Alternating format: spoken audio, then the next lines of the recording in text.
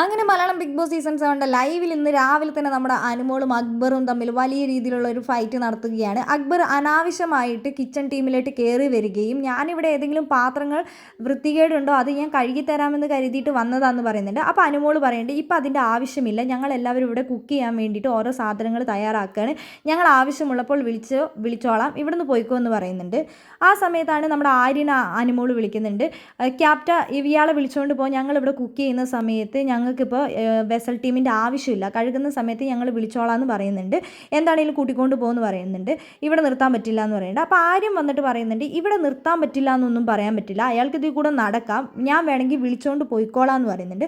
അപ്പോഴേക്കും നമ്മുടെ ശരത്തും എല്ലാവരും ഇടപെടുന്നുണ്ട്, ശാരികയൊക്കെ ഇടപെടുന്നുണ്ട്, ഞങ്ങളിവിടെ അരി കഴുകുന്നുണ്ട്, ചിക്കൻ കഴുകുന്നുണ്ട്, അതിൻ്റെ ഒന്നും ഇടയിൽ ഇവരുടെ ആവശ്യമില്ല, ഞങ്ങൾ കുക്ക് ചെയ്യട്ടെ, ഞങ്ങൾ കുക്ക് ചെയ്ത് കഴിഞ്ഞതിന് ശേഷം ഞങ്ങൾ പാത്രം കഴുകാനുണ്ടെങ്കിൽ ഞങ്ങൾ വിളിച്ചോളാം.